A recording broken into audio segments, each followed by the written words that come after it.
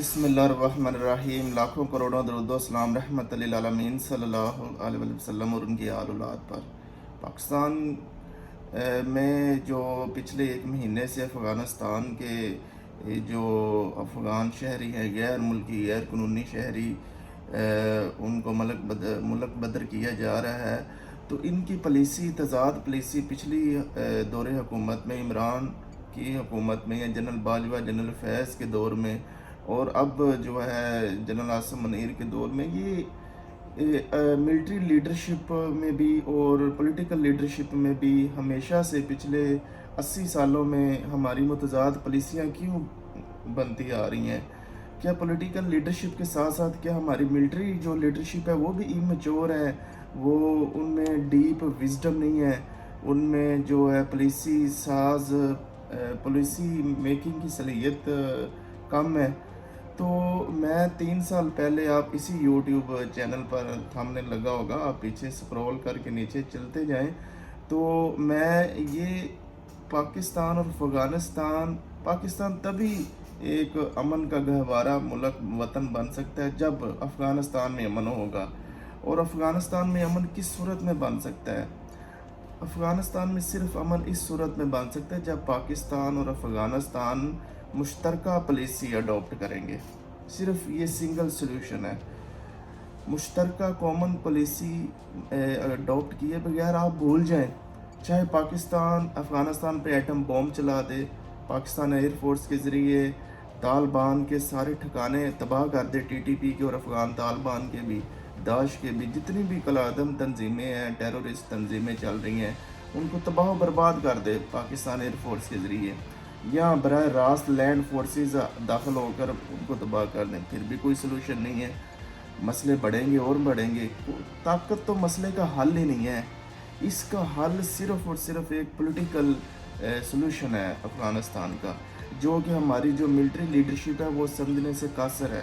میں military leadership کو یہ پیغام دینا چاہتا ہوں کہ آپ ٹھیک ہے کریں، جو کریمنل میں جو مطلوب ہیں، سارے جو افغانستان کے ادھر شہری رہ رہے ہیں وہ دہشت گردی میں، کرائمز میں نمبر 1 ہے، اب وہ جا رہے ہیں تو کرائم کا ریٹ بھی نیچے گر گیا ہے، اسلام آباد، پشاور، کراچی، لاہور وغیرہ بڑے شہروں میں۔ تو یہ میں گزارش کر رہا ہوں کہ جب تک لیکن آپ اس طرح نہ کریں کہ جیسے جنرل فیض اور عمران خان، جنرل باجوہ نے یہ سارے دہشت گردوں کو، طالبانوں کو اپنے واپس ملک میں لائے، چلیں جی صلح کر لیتے ہیں تاکہ ہمیں جو ویسٹرن بارڈر میں وہ زیادہ ٹینشن دیکھنے کو نہ ملے۔ تو یہ چیز ہے کہ لیکن جب جنرل عاصم منیر آیا ہے تو اس نے متضاد پالیسی اپنا لی ہے، یا اس کے بعد نواز شریف کی گورنمنٹ جو دکھنے میں آ رہی ہے وہ آئے گی، وہ بھی اسی پالیسی کو فالو کرے گی۔ اسٹیبلشمنٹ ظاہری بات ہے، وہ بھی اسٹیبلشمنٹ کی اسے گورنمنٹ دے رہی ہے، تو اسٹیبلشمنٹ کے ساتھ ڈیل کر کے آ رہا ہے نواز شریف، تو یہ نقصان پاکستان کا ہو رہا ہے۔ اب دیکھنا ہوگا کہ جو نواز شریف کے بعد گورنمنٹ آئے گی وہ کون سی پالیسی اختیار کرے گی۔ تو ہمیں جو خارجہ پالیسی اور اکنامک پالیسی، دو پالیسی ہے نا، جو ان کو آئینی تحفظ دینا ہوگا۔ میں پہلے بھی اپنی ویڈیو میں کہہ چکا ہوں کہ جو ہماری اکنامک پالیسی، اس سے 100 سالہ آئینی ماڈل کی ضرورت ہے، اسی طرح خارجہ پالیسی کو بھی، ہماری خارجہ پالیسی کو بھی 100 سالہ آئینی جو ہے نا ماڈل پیش کرنا چاہیے، اور آئینی طور پر تحفظ حاصل ہونا چاہیے، تاکہ جو بھی گورنمنٹ آئے وہ آ کر ہماری خارجہ پالیسی امریکہ کے حوالے سے، رشیا کے حوالے سے، انڈیا کے حوالے سے، ایران کے حوالے سے، افغانستان کے حوالے سے، یورپین کنٹریز کے حوالے سے چینج نہ کرے، کیونکہ سب سے جو اچھی خارجہ پالیسی وہ انڈیا کی ہے، وہ رشیا کو بھی چلا رہا ہے، وہ امریکہ کو بھی یوز کر رہا ہے، وہ سعودی عربیہ کے بھی ساتھ چل رہا ہے، ایران کے ساتھ بھی بزنس پارٹنر ہے۔ دیکھیں سعودیہ اور ایران کتنے دشمن ہیں، ادھر چاپ کار وہ بنا رہا ہے، تو رشیا اور امریکہ آپس میں کتنے دشمن ہیں، وہ انڈیا اس کے ساتھ بھی چل رہا ہے۔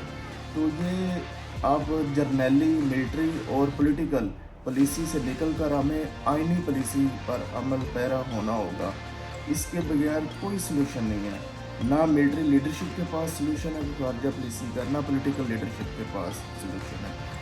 نہ اکنامک پالیسی کا سلوشن ہے، نہ خارجہ پالیسی کا ہے۔ تو انشاءاللہ تعالیٰ یہ آخر مقدر یہی پالیسی ہے، آئینی پالیسی 100 سالہ۔ مجھے اجازت دیں، اللہ